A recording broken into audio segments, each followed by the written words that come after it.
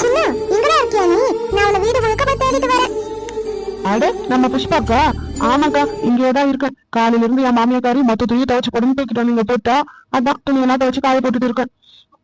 பரவாயில்ல சின்ன பொண்ணு, நீயாச்சும் காலங்காத்தாலேயே துணியெல்லாம் துவைச்சு போட்டுட்டு. என் வீட்டுல அப்படியே மழையாட்டம் குறைஞ்சு கிடக்கு. அதை நான் போய் எப்ப துவைக்க போறேனோ என்னவோ தெரியல. கூட மாட ஒத்தாசைக்கு ஒரு ஆள் இருக்கா அந்த வீட்டுல. நானே தான் ஒன்றிய எல்லா வேலையும் செய்யணும். சரிக்கா, என்ன காலங்காத்தாலே ரோஸ் பூ வந்திருக்கீங்க? அது ஒண்ணும் இல்ல சின்ன, எங்க வீட்டு செடியில பூத்தது. நீ வேற கேட்டுட்டு கிடந்தியா ரோஸ் பூக்கு பூத்தா கொடுங்க கொடுங்கன்னு, அதான் 2 பறிச்சுட்டு வந்தேன். இந்த நீ வச்சுக்கோ. ரொம்ப தேங்க்ஸ்க்கா. உங்ககிட்ட கேட்கவேதான் வீடு தேடி கொண்டாந்து தரீங்க. அதுவே அந்த 4 முடியா இருந்தான்னு வச்சுக்கோங்களேன், என் பூவை நான் யாருக்கும் தரமாட்டேன்னு சொல்லி அந்த 4 முடியில 4 பூவை சொல்லிக்கிட்டு வந்து நின்று இருப்போம். இருக்கட்டும் சின்ன பொண்ணு, 4 பேருக்கு இப்படி பூவுக்கு கொடுத்து உதவுனாதானே 4 பேரு குழம்பு ரசம் கிடைக்கும். பரவாயில்ல, புஷ்பாக்கா ரொம்ப உஷாராதான் இருக்கு. வீட்டுல போட்டதெல்லாம் போட்டபடி அப்படியே கிடக்கு. இந்த காலங்காத்தாலேயே வந்து இவனுங்க கதை விட்டுட்டு இருக்காளுங்க. கதை வர வர இவளுக்கு மாமியாருங்கிறத கொஞ்சம் கூட கிடையாது. இந்த மருமகளுங்க கூட சேர்ந்துக்கிட்டு ஒரு கூட்டணி அமைக்கிறாளுங்க. கூட்டணி. சின்னத்தம்மே, உங்க மாமியார் வந்துட்டா. ஆங்கா, நானும் பாத்துட்டேன். நீங்க அப்படியே கதையை மாத்துங்க. என்னது இது? இங்க இருந்து பார்க்கும்போது ஒரு துணியில லேசா ஓட்ட விழுந்த மாதிரி இருக்கு. என்ன துணி இது? எம்மாடியோ, இது என் புடவை மாதிரில இருக்கு.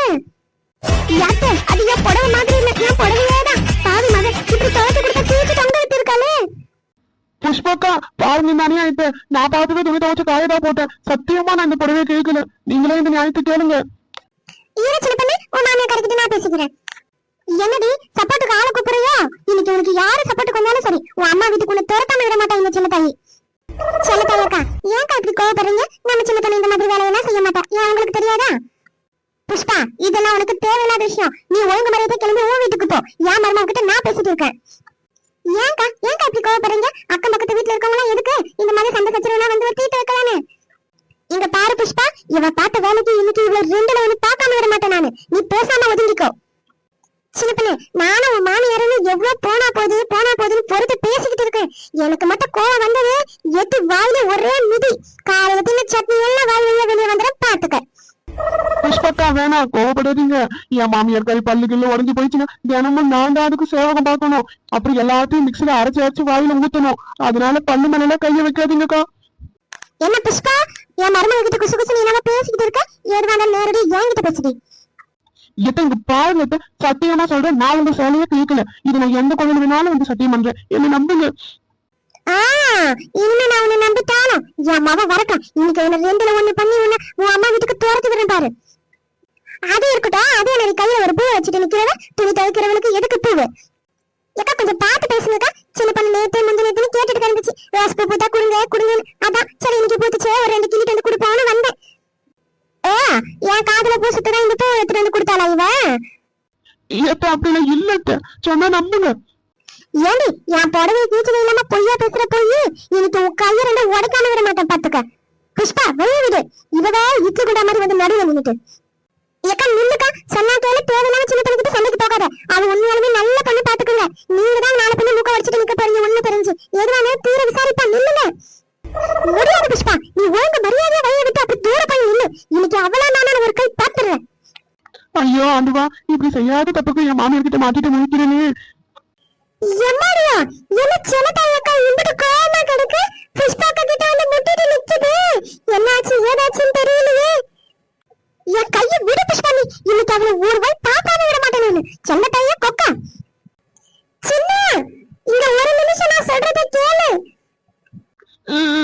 மீனாக்கா, என்னக்கா? இந்தால கூட்டணியில இன்னொரு ஆள் வந்துடுச்சு சப்போர்ட்டுக்கு. சின்னதாயக்கா, சும்மா தேவையில்லாதெல்லாம் பேசாதக்கா. உன்னை என்னன்னு தெரிஞ்சா நீ இப்படி எல்லாம் நீ பேச மாட்ட பாத்துக்க. நான் என் வீட்டுல இருந்து இங்க நடந்து எல்லாத்தையும் பார்த்துட்டு தான் வரேன். என்ன சொல்ற மீனா? நீ நடந்து எல்லாத்தையும் பாத்தியா?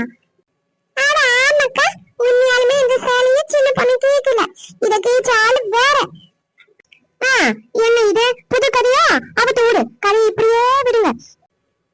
போதும், கொஞ்சம் நிறுத்துக்கா. சும்மா உண்மை என்ன தெரியாம இப்படி பேசிட்டு கிடக்காத. உன் சேலையை கேச்சது யாருன்னு எனக்கு தெரியும். நீ பேசாம என் கூடவே வா. ஆளு கையும் கையமா புடிச்சு முன்னாடி நிக்க வைக்கிறேன்.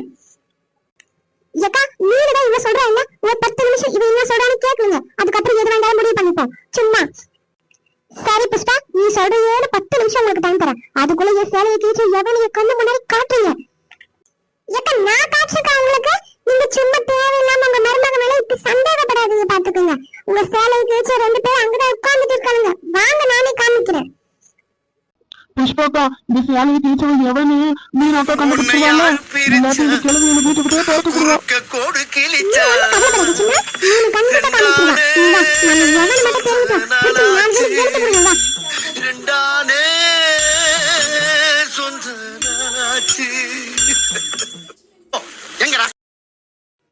ஏன்டா ராதிகா, என்ன உங்க வீட்ல இருந்து இன்னும் உங்க அம்மாவோ உங்க அம்மையோ வெட்டி மடிகிற சத்தம் கேட்கலையே?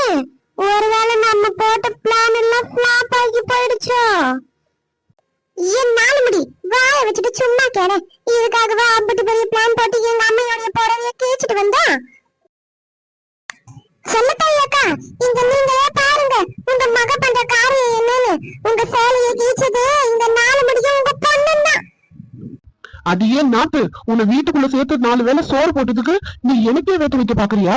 இன்னைக்கு இருக்கிற உனக்கு மார்கள் மறுக்கையா மாத்து போட மாத்தி. இத்தைய பாவி மக என்ன காரியத்தை பண்ணிருக்கா இவ? நான் வேற என் மருமகளை நிறைய ஏசிப்பட்டேனே ஏசு. என்ன பண்ண காத்திருக்காளோ தெரியலையே. ஆமா ராதிகா, எதுக்கு நீ அம்மாவுடைய புடவைய கேச்ச? நியாயமா பார்த்தா நீ அண்ணியோடைய புடவை தானே கேச்சிருக்கணும். 4 முடி இங்கதான் நீ இந்த ராதிகாவுடைய அறிவு திறமைய பாக்கணும். எங்க அண்ணியோடைய புடவை நான் கேச்சிருந்தேன்னு வச்சுக்க, என்ன நடந்திருக்கோம்? ஏன் அன்னிக்காரி பெரிய மனசு பண்ணி போனா போகட்டும் ஒரு புடவை தானேன்னு சண்டை இல்லாம விட்டு இருப்பா. ஆனா என் அம்மா இருக்கா பத்தி அம்மா, அவ ஒரு புடவை போச்சுனாலே 1000 புடவை போனா மாதிரி அந்த கத்து கத்துவா. என் அண்ணிய போச்சுட்டு அந்த சண்டை போடுவா. அப்புறம் என்ன, ஒரே வெட்டு குத்துதான். சும்மா காவலியாரு பாலாறு மாதிரி சும்மா சண்டை நீண்டுக்கிட்டே போகும். நைட்டு பகல் முடிஞ்ச நைட்டுன்னு சண்டை தொடரும். தொடர்கடியா தொடரும். அப்புறம் என்ன, நான் சும்மா சுண்டலை வாயில போட்டுக்கிட்டு அப்படியே வேடிக்கை பார்த்துக்கிட்டே இருப்பேன். சின்ன பையத்தை பாத்தீங்களா உங்க மக பேசுறத? இவதான் உங்களுக்கு ரொம்ப நல்ல மகனோ? இப்படி அநியாயமா சின்ன பண்ண இப்படி நீங்க சந்தேகப்பட்டீங்களா? அது பாவி மகளே, இப்படி திரும்பி போயிடு. உன் அண்ணி கையில மாட்டேன், இன்னைக்கு நீ காலி. ஆனா சும்மா சொல்லக்கூடாது ராதிகா, உன் திறமையா திறமை. இப்படி இருந்தேன்னு வச்சுக்கே நீ நல்லா போயிச்சுக்கோ பாத்துக்க. ஆமா, உன் மாமியார் வீட்டுல இந்த மாதிரி என்டர்டைன்மெண்ட்லாம் உனக்கு கிடையாதோ? ஆவுனா மாசத்துல 30 நாள் இங்கதான் கிடக்க. அட நீ வேற ஏன்க்கா கடுப்பு கிளப்பிக்கிட்டு? என் மாமியாக்காரிய நான் ஒரு வேலை செய்யறது கிடையாது, துணி துவைக்கிறது கிடையாது, பாத்திரம் விளக்குறது கிடையாது, சோறாக்குறது கிடையாது. ஆனாலும் பாத்துக்கோங்க, அந்த கிழவி என் பக்கம் சண்டைக்கு வரதே கிடையாது. அது என்னமோ தெரியல, அது பாட்டு அது உண்டு அது வேலை உண்டுன்னு கிடக்கு.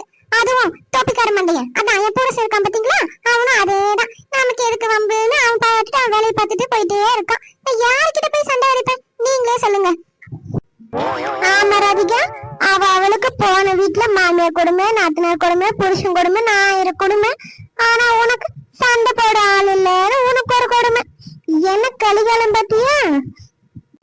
4 மணி ரொம்ப நேரமாச்சு. இந்நேரத்துக்கு எங்க அண்ணியோ என் அம்மையோ முடிய பிடிச்சிட்டு ரோட்ல பறந்துட்டு ஓடிட்டு கிடப்பாங்க. வா ஜாலியா போய் அந்த சீனை நின்று வேடிக்கை பார்ப்போம். கமான், இன்னைக்கு ஃபுல்லா பார்க்கட்டு. இன்னைக்கு முழுக்க சண்டை போகும். நம்ம பாட்டுட்டு போய் நின்னுட்டு வேடிக்கை பார்த்துட்டு என்ஜாய் பண்றோம். கமான். ஐயோ, இந்த பாவியை நம்பியா நான் என் மருமக கிட்ட சண்டையை பிடிச்சேன்? இவ சோத்துக்கு வேட்டு வச்சது இல்லாம என் சோத்துக்கு சேர்த்து வேட்டு வச்சுட்டாளே. 4 மணி கமான், ஒரு டான்ஸ் போடு. சொல்லி அடிப்பேனடி அடிச்சனக்கா நெத்தி அடிதானடி.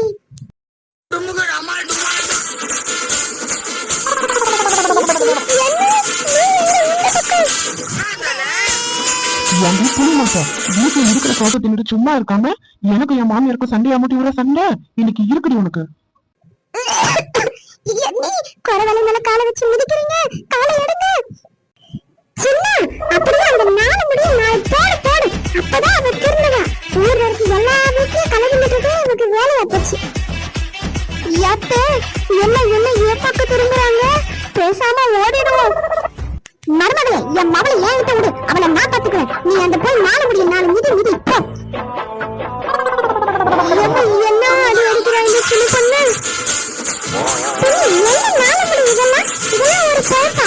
உன் வயசு கூட நல்லாதான் இருக்கு. உனக்கு பொழுது போகல. இன்னைக்கு ஒரு நாள் பவர் கட்டுங்கிறதுக்காக இப்படி சின்ன பொண்ணுக்கு அவன் மாமியாருக்கு சண்டை விட்டு விட்டு வேடிக்கை பாக்குறீங்க. உனக்கு நியாயம் சொல்லு. நான் தெரியாம பண்ணிட்டேன். அதுக்கு நீ பாகுபலி படத்துல கல்ல தூக்குற மாதிரி என்ன தூக்கி கீழே கீழே போட்டு காலை உடைச்சு விடாது. தயவு செஞ்சு என்ன கீழே இறக்கி விட்டுரு. நான் இனிமே இப்படி எல்லாம் பண்ண மாட்டேன்.